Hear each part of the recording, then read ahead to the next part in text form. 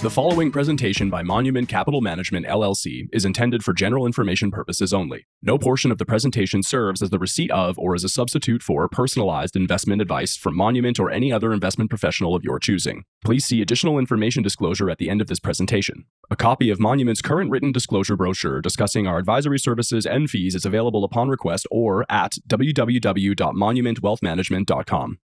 Okay, welcome to our Off the Wall podcast here at Monument Wealth Management. As a quick change up, throwing a little curveball here today, instead of with Jessica, I'm here with Dean Catino, my business partner and original co-founder of Monument with me way back. By the way, we're about to celebrate our 16-year anniversary, which is really exciting, isn't it, Dean?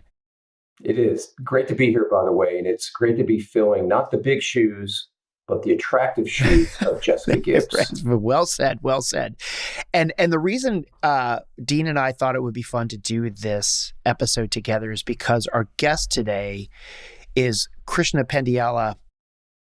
And Dean and I came to know Krishna through a completely separate, we were sitting at dinner together and I just happened to be sitting next to Krishna and we got to talking and Krishna came in and helped us with some coaching and some focusing very early on in our partnership. And so we thought it would be great to almost have a reunion with Krishna through this episode, but then talk to him about some of the things that he's an expert in.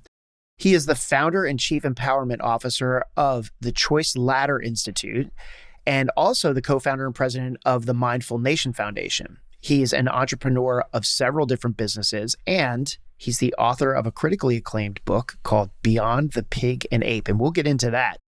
But realizing the success and true happiness. He's an award-winning speaker and an advisor who helps executives, entrepreneurs, and their teams navigate and make better choices. So with that brief introduction, again, we welcome Krishna to Off the Wall podcast. Wow, Dave and Dean, so good to be with you. It's been probably a decade since we've gotten together. And boy, Monument looks a lot different than 10 years ago when you last came into the office and visited us. It's and thanks to you, by the way, for that, because you really helped us make some very important decisions early on and midway through our 16 years that we're celebrating today. But today's topic is not so much about that, but it's about instincts. And hey, look, you think you have great instincts. I think I have great instincts, but think again, because it's not just about your instincts that we've learned through Krishna, but it's about your counter instincts. And we're going to talk about that and how your instincts might actually be hurting you and your team and your company and or your wealth. So I'm going to start by just asking Krishna to explain, let's talk about how our instincts work. Actually, Dave, inadvertently, I think when you introduced me, you talked about important decisions, right, in the past. And today, I'm really talking about real-time decisions, things that you make in the moment, which we don't pay as much attention. I mean, when you're trying to, look at a company, strategic decisions, so on, we meet on a weekend, right? We take half a day, discuss it. We bring in consultants, experts, and then get their input. But those are not the type of decisions that instincts kind of influence. They influence real-time decisions, the ones we make in the heat of the moment. And most people don't even know they're making them. I mean, for those of us who even drive, by the time we get to our first appointment, we made thousands of choices. Think about it. How much pressure on the gas pedal? How much on the brake? We don't think about that because it's become second nature to us. And you know it, you're from the military, Dave, how many times you practice a certain move just so that it becomes muscle memory or second nature. But instincts are very different. Instincts are what kept us alive. And so I jokingly say, who do you think our ancestors were? Thoughtful, deliberate, and patient people? No, they all got eaten by the predators.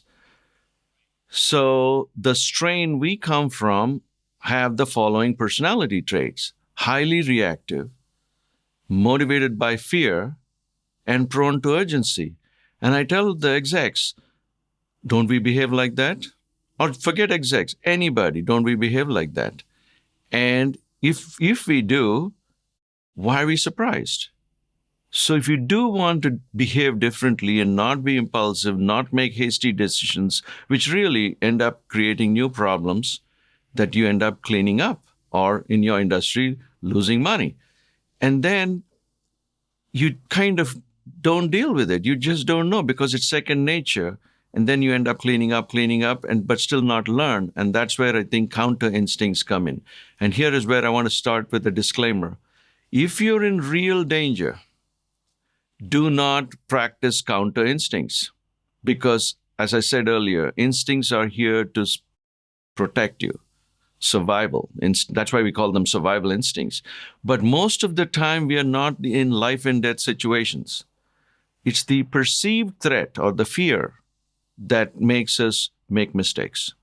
It's sort of like when you hear people talk about NASCAR, how they say, drive to the crash, not around the crash, because by the time you get to it, the crash will have been moved off to the side, if there's a car skidding out in front of you. And I know from my time in the military, I'm just going to tell a quick story here, if it's okay. Well, it's our podcast. I can do whatever I want to, right, Krishna? But why have a guest, story. Right? Why have a guest? Just talk to yourself. Exactly. Just Dave, just talk and talk and talk.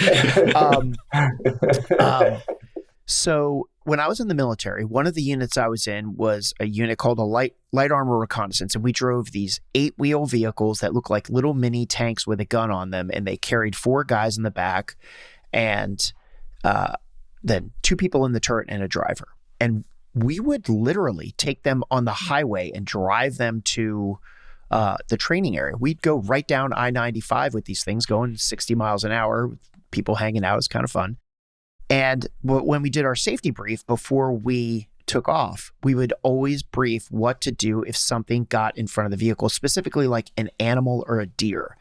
Because as you can imagine, with a big multi-ton vehicle going 60 miles an hour with a pretty high center of gravity, if you try to swerve around a deer, you're going to flip that thing over when it's going really quickly. And we would always say, do not swerve to miss a deer, just hit it and we'll deal with it afterwards. And that's sort of a counter instinct, isn't it? Is that an example of what I was doing with counter instinct? It's a fantastic example. It's so ironic. Last Tuesday, I was speaking in Clover, South Carolina, in case if you don't know if it exists. It's about an hour west of Charlotte. And one of the CEOs in the room owned a trucking company. And just the previous week, his best driver, they gave him the best truck, the most expensive rig. And you should have seen, he showed me the video of that truck after he swerved. The dash cam video showed them what happened. He swerved to avoid a deer, flipped it over, and crashed into a huge embankment. And it was his side, completely smashed. I'm surprised he was alive. And so they, in their training, they make it clear. Hit the deer. It's safer to hit the deer. Otherwise, you may end up killing yourself or somebody else. And because why? Instinct is swerve. And it's kind of interesting. You brought the NASCAR example too. I think there's a lot of information to unpack in the NASCAR because when the crash happens, so they typically fly off the course. But our instinct is to go off the course and then we'll actually hit them. And I actually did that because I used to go to driving school, racing school, and a guy in front of me, it started misting. It wasn't even raining, and a guy in front of me spun out. So what did I do? In order to avoid him, I left the course. And I didn't know at that time, they hadn't taught me that wet grass is like glass. So I had absolutely no traction, kept flying down the side. He bouncing off the rubber tires, and eventually went and hit him because he was also there. True story. 1999 right. It was I think 99 or 2000. So ever since it's, you have one example about swerving, and when you swerve, you typically swerve. Let's go further into the oncoming traffic. Because they're in your lane, and many times on 2-lane highways, when somebody these days especially, we're highly distracted doing other things, they get into your lane. And instead of going off the road because there might be a guardrail, we actually get into oncoming traffic. Because that's our natural reaction. That's what a natural reaction is. So unless you practice, and again, you know how many times you do a drill in the military, how many times they do a drill in the NFL. The same play. People don't realize they practice it 200 times a day sometimes. Right. And even mentally practicing it. You don't necessarily need to major muscle movement practice something. You just need to think about it mentally. Like, I'll go back to the deer in the military vehicle. You just had to envision, like, okay, if I see a deer come out in front of me, I am going to keep driving straight. And you just had to see that in your mind and keep being reminded of it also. In fact, in my workshop, I call it a preloaded response. So you load your response in advance of it happening. I mean, I'll give you two other instances. One, if I'm running late, because I'm doing about 90 workshops a year, which means I'm driving to the airport quite a bit. And if I'm running late, which we all end up, what will we naturally do? Speed up, right? And we have a windy road between our home and the highway, 25 mile an hour windy road with a lot of deer. So talk about, a setup for a crash. And if I speed up, what's going to happen? I'm going to increase the probability of never making that flight. And I got to talk myself into that before I get in the car, because the environment tends to really guide your behavior. And that's a perfect one. I go into homes, my friends' homes, and they have CNBC running. First thing I do is turn it off. Because, it all drives everybody crazy, and they don't even know that, because they are now riding the up and down of every stock chart they own. So let me jump in there, because that's a great segue here, because we hear in our business, and it's well known, what drives the markets? And you go, fear and greed. That's what we've always heard, and it's probably relatively true. You could debate that a little bit as well, but it is a driver of the market. It's kind of feeds into a herd mentality, one way or the other, which, Krishna, I know you're very familiar with. And the other thing too is when I hear fear and greed, and I think about what you just said about being counterintuitive. Instinctive. See, notice that word. Hey, a non-English speaker. Counterinstinctive. And I know that's a common mistake. But think about what Warren Buffett always said about that. He said, be fearful when those around you are greedy, and then be greedy when those around you are fearful. And that's where he's actually utilizing exactly what you're pointing out. You know what? I always said that many years ago, right? Because he says when people are greedy, I get fearful. And when people are fearful, I get greedy. That's how I heard it. And that's exactly, Dean, that's really, I don't know when you're going to talk about the pig and the ape. That's really the pig and the ape right there, because fear and greed. Let's get into the whole pig and the ape, because I know you wrote that book, 2011, I think, or so it came out. But it's an evergreen book, because the concepts probably go back eons as far as, the basic concepts. So explain what is the pig and the ape, and what does it mean when you say beyond the pig and the ape? Wow, you are being particular in your question, Dean. So, all right. But it's kind of interesting. Let's go back to we laughed about it. About 4 years ago, I started using the term counterinstinctive, right? Because I realized most of the people, not just trouble, suffering in the present moment is based because of impulsiveness. And impulsive behavior is as a result of relying on our instincts or reacting based on our instincts. And in fact, jokingly, I say, people say the word knee-jerk reaction, right? Do you think really there's a knee involved? It's really a jerk reaction. It's a jerk reaction. So, exactly. So reactions usually ends up getting us into some hot water. So other thing I noticed was, if you look at the past, a lot of people's problems end up because they don't delay gratification, right? And so gratification is a key, again, survival skill, because if we didn't eat, we died. So it's so interesting that we are designed for the jungle.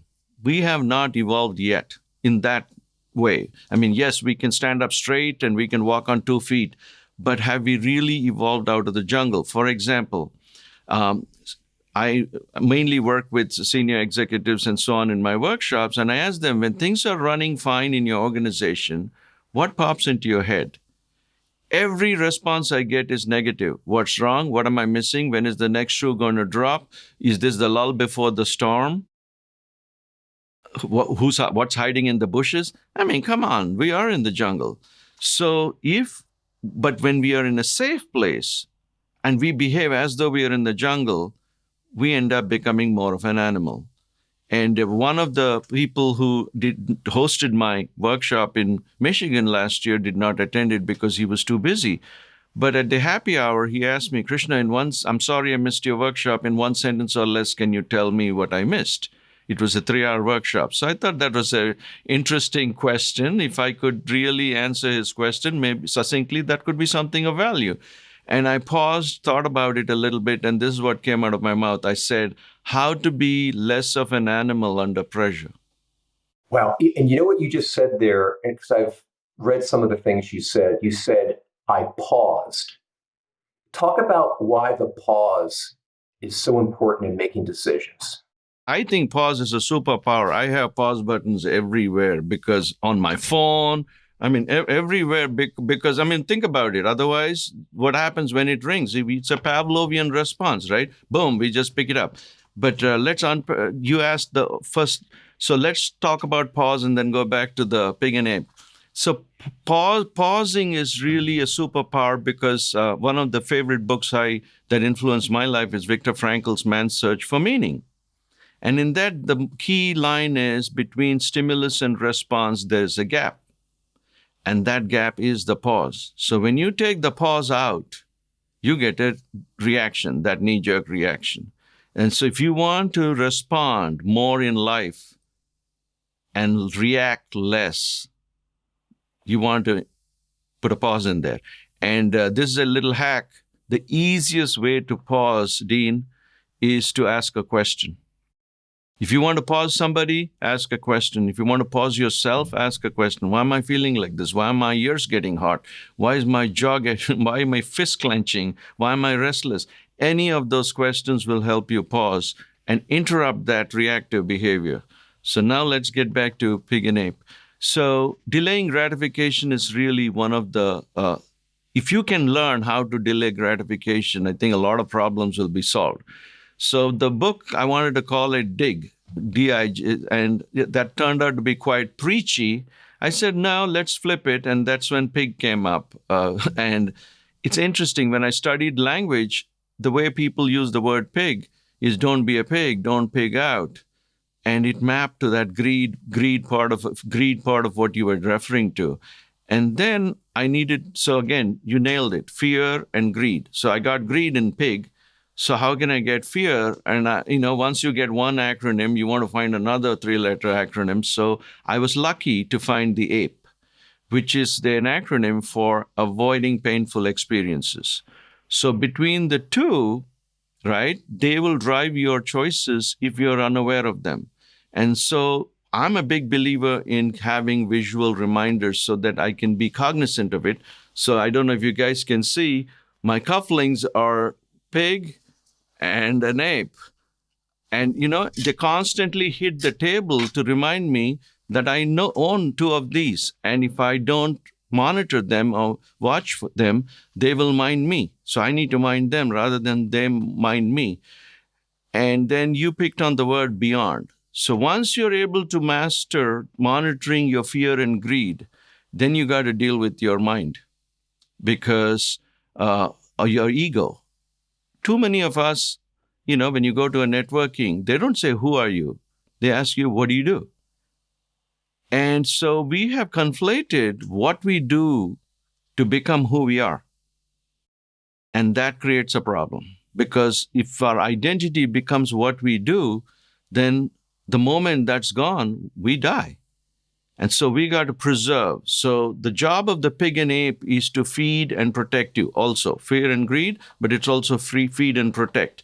So the pig and ape can differentiate between you and your ego. So if that's unclear to you, what are they going to do? Feed and protect your ego, which means you're now on a runaway train. Did that answer your question, Dean? It did, and it kind of raised more as you answered that question, because I'm trying to think about, these are universal concepts that aren't really universally understood at all, but they happen to everybody. And that's why I think it's so brilliant about what your book does. How do we help? I'm taking it back to Monument. How do we help our clients who sometimes have to sometimes they deal with all of the turbulence that's in the world today? They're constantly bombarded by it. And sometimes it feeds into their pig and their ape. And it then in turn, it actually kind of moves them into, what about my finances? How are my finances impacted by my internal pig and ape? What are some tricks that we can use to maybe help clients overcome some of that? I don't know if it is a trick. I think it is really, like as Dave said, it is that training, constant reminder. In fact, I remember when I was at Walden, we used to tell people whenever the news was good, that's when we would educate them that it's going to fall. It's a cycle. So today, if you're ecstatic, tomorrow you'll be depressed. So don't get too ecstatic now, because it's a cycle up and down. And the most important thing is introduce them that who they are, right? I mean, they are reactive, survival-oriented people, but this is not life and death, right? If they have a lot of money and it goes down 20%, they're not on the street. Right? I mean, that's really what it is, and then they're not on the street, and it will go down. It'll go up as well. And so it's almost like desensitize them. The way I do it is I avoid looking at it, because I was trained and we trained others saying, if you don't need the money in 3 to 4 years, don't worry about the market. If you need it, then work with your financial advisor, investment manager, so that you make sure that there are no big dips. And that's an interesting, you asked for a tip, and I'm going to give you a trap. That's a trap. Yeah, because the trap is not knowing downside protection, right? People come to investment managers, and I remember I used to get calls saying, what are your returns? I said, you're calling the wrong company. And they'd get all worked up. Or discombobulated. What do you mean wrong company? You're highly rated on Barron's. How come? I said, Barron's doesn't really grade you based on returns. So, and that would start a conversation about downside protection. And even now in my workshops, I ask the question, when the market goes down 50%, how much does it need to go up for you to be square? And if it's a reactive answer, then you'll get 50. And if it is not a reactive and a thoughtful response, it'll be 100. And so I talk about it as downside protection. And the way I explain it jokingly is, have you guys played Chutes and Ladders, that game? Not for 45 years. That's okay. Oh, yeah. That's okay.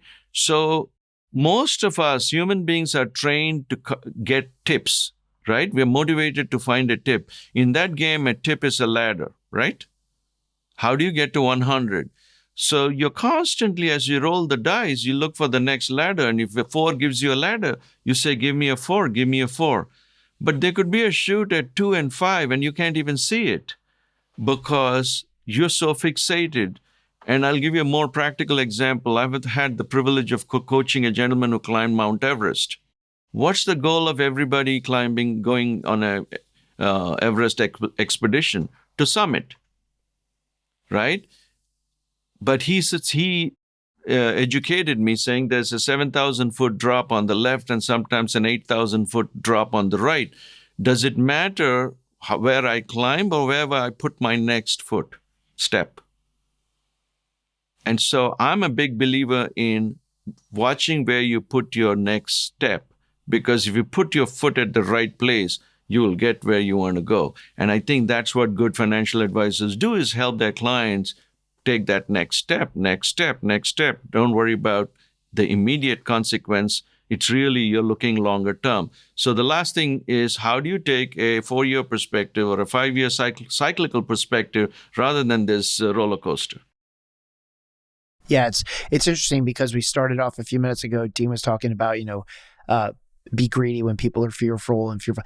Everybody has heard that. Dean did not say anything that somebody would have said, geez, I've never heard that before. And then so everybody knows this. And then Krishna, I heard you say like, it's about training and I get sometimes poked fun at because I call it the broken record. I'm saying the same thing over and over and over again in podcasts, blogs, posts, anything we write, which is, hey, have a financial plan, know how much cash you need for the next 12 to 18 months, have it on hand, and that way you won't have to sell anything when the market is in some sort of a downturn or a correction or even a bear market, and you can live out of your cash and not have to sell your securities. I say it over and over again. And we have these parables like the tortoise and the hare and all of these things. Yet people will still react exactly the way you were describing, which is right now we're recording on the 22nd of April. The market's about 5 or 6% below where it was at the beginning of April. And I'm getting questions, what's going on in the market? I'm like, really? A 5% decline off of almost a 27% run since the last, it's incredible to me that people can hear the same thing over and over again. They can hear the be fearful when people are greedy. They can hear the buy low, sell high. And then when it's time for them to do it, or it's time for them to manage their emotions, it's paralyzing to them. So how are some, okay, here's find me the ladder, right? Or the tip to help people manage those impulsive reactions. Because my theory is that a lot of it is based on the news fear cycle, which has a massive conflict of interest because they're just trying to get eyeballs and clicks and people to pay attention so they can sell advertising. You nailed it. You look at the business model. If eyeballs is the business model and human beings are more focused on fear because of survival, that's what you'll hear. So it's really about, and telling, you made a lot of comments, so that's why I'm sorry to interrupt you, Dave, but I just would lose my train of thought. You mentioned, I keep telling. Telling doesn't work. If telling worked in our universe, we wouldn't have any problems because everybody's been told everything, like you just perfectly said, hundreds of times. So my theory is telling doesn't work. So you got to flip it into how do you create realizations? How do you help them arrive at it on their own? And that's what I call an insight. Insight comes from within. And this here's my second English word for a non-native English speaker. I call it outsight. We give too many outsights to people. We keep telling them. How can you create an experience that they have an aha? Only then you stand a chance. Even then, an insight is useless unless you apply it. Yes? Because an insight is a bright idea. And we all have enough bright ideas sitting on shelves back there, right? So how do you take action? So the way I work with my people is, first you got to create an experience so that they arrive at that insight. Then you got to be a coach in telling them, okay, now that you have this insight, what action, what behavior will you change? Will you change? Not what I want you to change. And they have to come up with whatever action they take, because that insight to action is the huge step, right? Without action, the insight remains a bright idea. So what action will you take? And if you want a tip, here is a tip. You got to reward yourself when you do something right. When you change your behavior. So let's just say you did something, you keep doing something one way, and now here we are not swerving out of the road anymore. We are starting to hit the deer. The moment the first day you even go straight, you got to give yourself a reward. And high achievers do not reward themselves. They slap themselves when they learn something because they say, oh, I should have known this earlier. But reward is such an important component of behavior change. And I keep telling folks, what is an example of a reward? A reward is something little that you enjoy doing that you no longer do because you're too busy. Most of us are too busy. Would you agree?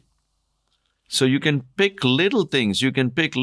Like, I'll give you one example for myself. Sit on my own deck. Like last night was a beautiful evening and nobody's home. I wanted to sit outside. Then I said, but I have to cook dinner. So I missed sitting outside on one of the rare occasions where it's absolutely beautiful in Pittsburgh. And I was busy cutting onions, And that's what we end up doing and tearing away, So not only did, and when I actually shared that in my workshops, one gentleman said, we spent $100,000 building a deck during COVID, and today I don't know where it is. How sad. I mean, so little things. So write down a list of things that, and this is a nice exercise you can do with your clients. Hey, can you do a little rewards list of what are some small things that you enjoy doing that you don't get to do too often because you're too busy? And then once you help them reach a realization, you ask the question, what action are you going to take? If you actually take that action, you get one of those rewards. And that's a behavior, because basically what you're trying to do is changing behavior. That's not easy. So it's not easy. Just so that people who have learned how to pause, I've met a few of them, and I've asked each one of them, how long did it take? And it's usually 1.5 to 2 years. Yeah, it's interesting because you were talking about creating experiences. And the first thing I thought about was the market creates experiences all the time for people. It just depends on what cycle where they are in their relationship with us and they experience that experience, right? So, for example, if we bring on a client in January of 2020 and the market goes down with COVID, that's a bad experience and it's attached to us. And so when we bring on clients and we don't tell clients different things, they just experience different things when they come on with us. So the probability of a client losing faith in our advice and what we have to say and our opinions on things becomes questioned way more when they hire us and then the market goes down or the market goes flat, versus if they hired us on April of 2020 and they saw a massive return and then they you guys are rock stars. Right. But it's really the advice doesn't the micro advice changes. Do this, don't do that with your specific plan. But the macro advice doesn't really change, which is, hey, long-term investing is not the same thing as buy and hold, right? Having a long-term strategy and a long-term plan and having the cash there as a mechanism to protect against the downside, living out of cash while the portfolio is correcting. That advice just does not change across the board with anybody. They could have $10,000 or $100 million. That advice doesn't change a whole lot.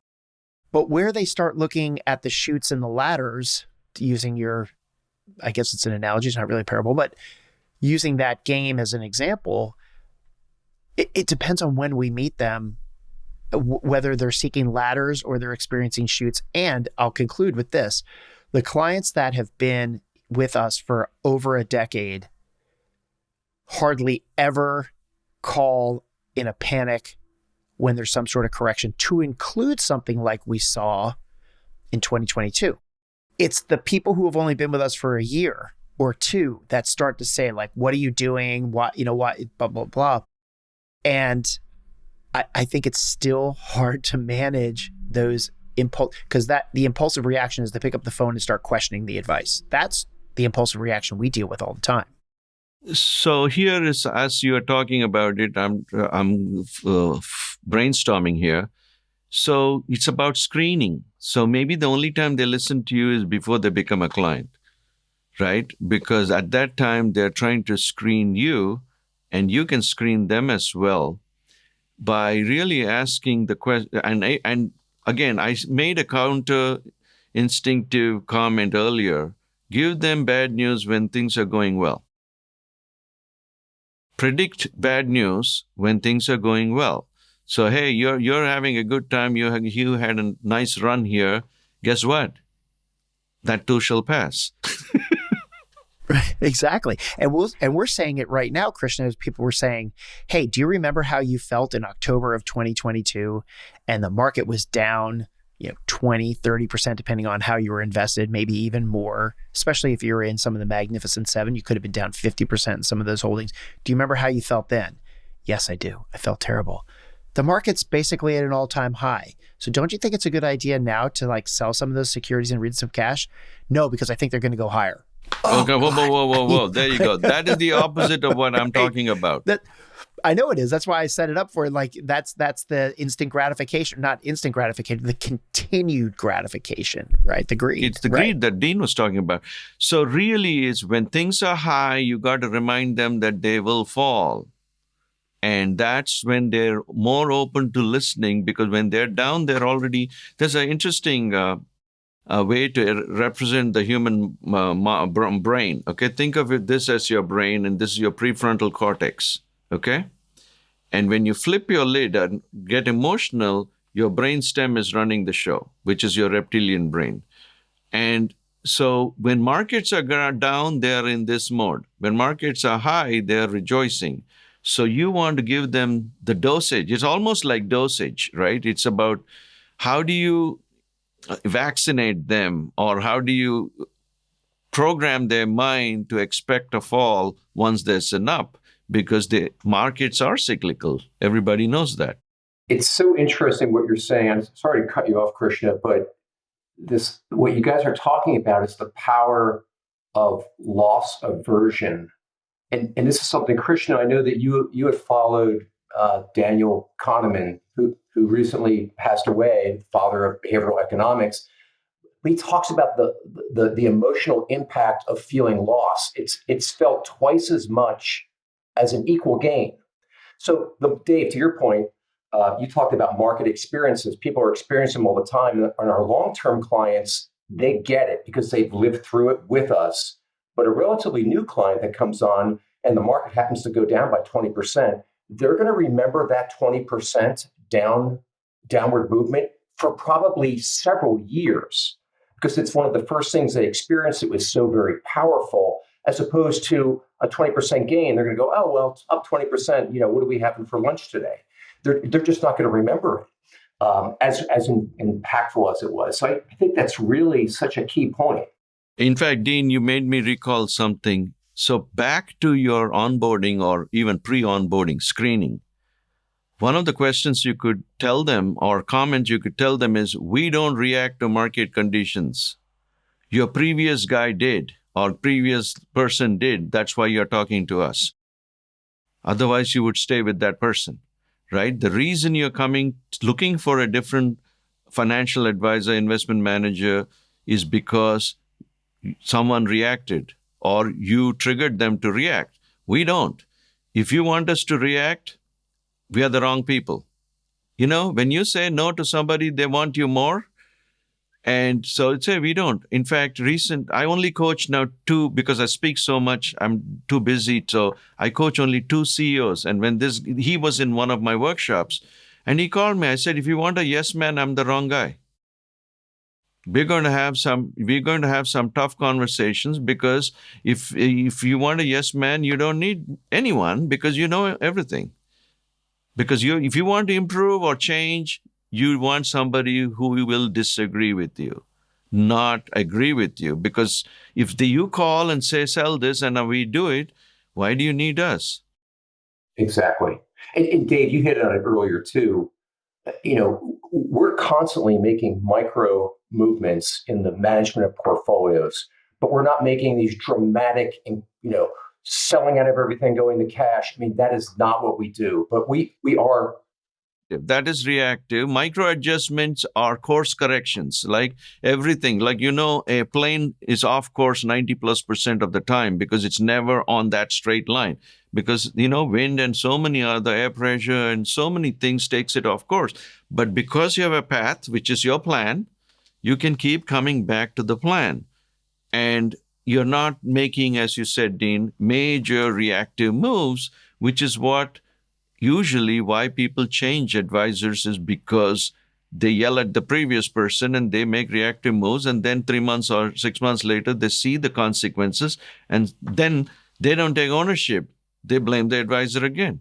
You brought up something so key. There's something I think about all the time. It's called the 1 in 60 rule. Have you heard of it? You just spoke about it. It's an aviation concept. Before we had GPS, et cetera, and all this technology, aviators, if your target was 60 miles away and you were 1 degree off, you've missed your target by 1 mile. And that's why aviators are constantly readjusting their navigation. They're doing micro adjustments all the time to what you were just talking about for that very reason. And by the way, it's very easy to make micro adjustments as opposed to making a 1 mile adjustment when you're off course. You're making very small ones. Absolutely correct. Yeah. Beautiful. Thank you. I didn't know about 1 in 6. I knew the fact that if you're 1 degree off, but I didn't know that you miss it by a mile. But yeah, it's just math. If you're going 60 miles and you're 1 degree off, you're off by 1 mile. We're coming up on the end here, but I do want to conclude on one topic, which is this all requires some sort of modicum of judgment, right? Whether it's judgment on our part, on the things that we're deciding to do inside of portfolio management or the advice that we're giving. People are hiring us for our good judgment, but then people have to exercise good judgment as well. Judgment just seems to be a really common thread across investing and wealth management and making decisions on both sides of the equation. Maybe you can conclude with some thoughts on judgment. Well, you nailed it. The quality of your life is really based on the quality of your choices, right? And being a recovering engineer, I always say it's either a product of or sum of your choices, right? Life is either a product or sum of your choices, and you choose the word product or sum depending on if you like multiplication or addition. There is it. Now I've just kind of disclosed I'm a geek. But more importantly, so I came up with this construct called judgment quotient, because everybody talks about, smarts for the longest time was conflated with brilliance, schooling, how well you do in school, how smart you are. Oh, he's a smart kid. And then we realized that smart has more aspects to it, like people skills, emotional regulation, so on and so forth. And the whole concept of EQ got popularized starting in the mid-90s. And then I studied scandals from 2010 to 2016, and I found that everybody involved in a scandal had 3 reasons: poor judgment, error in judgment, or lapse in judgment. So these are highly accomplished people, because I always say, otherwise you don't qualify to be in a scandal, right? So they had high IQs and high EQs, but a lapse in judgment. So I came up with this idea that, okay, here's a math equation, IQ, EQ, and JQ. You need all 3. And I don't use it in a math equation. I'm also a civil engineer, so I use it in a 3-sectional arch. And the keystone is JQ, because you need IQ. I mean, people argue about, is IQ more important, EQ more important? I think it's a moot argument. If it is an intellectual problem, don't you need more IQ? If it's a people-oriented problem, maybe you need more EQ. Not maybe, you do need more EQ. So why do we get into this bickering, which is more important? All of them are important, and it's your judgment that decides how much of what you use and what you finally execute. And so judgment quotient is simply, it's a very simple definition. All of us have intentions, right? But are our actions in line with our intentions? I mean, even in your industry, if you want to grow your wealth, protect your downside. But if you start reacting to the market, you're going to hurt yourself, right? I mean, there's so many studies, right? People who invest themselves versus people who just dump it in an index fund. Even that, the index fund does better, even though it goes on a huge roller coaster. And so, because the human who's managing his or her own money is reacting. And when you react, you will do buy high, sell low. because that's an emotional decision, and you will almost get tempted into doing that because, Dean, you said it earlier, herd mentality. How can I afford to miss out on this, right? FOMO is still part of this same extension, right? Fear of missing out. How can I miss out? So judgment quotient is the gap between your intentions and your actions. And I will end with a cliche. The road to hell is paved with good intentions. So if you don't want to go to hell, improve your judgment. Well, there's a great conclusion. So. Awesome. Well, Krishna, I feel like we could go on and on and on. We always have such a great time when we're talking to you. Thank you so much for your insight and your wisdom now, as well as what you have always provided us in the past. You've been a great friend, and Dean and I both admire you, and the way you frame things for us always gives us some context for our good judgment and our good decision making. So hopefully, hopefully we are making good decisions. June, we'll get together in June. That sounds great. It was great. Well, thank you so much, Krishna. Okay, and if you've made it this far, make sure you go ahead and check out our LinkedIn page. We've been publishing and posting a lot there. Of course, you can subscribe to this podcast on any of the major players, and our website is full of information, so be sure to check that out too. So again, Krishna, thanks for coming on. Bye, guys. The previous presentation by Monument Capital Management LLC was intended for general information purposes only. No portion of the presentation serves as the receipt of or as a substitute for personalized investment advice from Monument or any other investment professional of your choosing. Different types of investments involve varying degrees of risk, and it should not be assumed that the future performance of any specific investment or investment strategy or any non-investment related planning services, discussion, or content will be profitable, be suitable for your portfolio or individual situation, or prove successful. Neither Monument's investment advisor registration status nor any amount of prior experience or success should be construed that a certain level of results or satisfaction will be achieved if Monument is engaged or continues to be engaged to provide investment advice services. Monument is neither a law firm nor accounting firm, and no portion of its services should be construed as legal or accounting advice. No portion of the video content will be construed by a client or prospective client as a guarantee that he or she will experience a certain level of results if Monument is engaged or continues to be engaged to provide investment advisory services. A copy of Monument's current written disclosure brochure discussing our advisory services and fees is available upon request or at www.monumentwealthmanagement.com.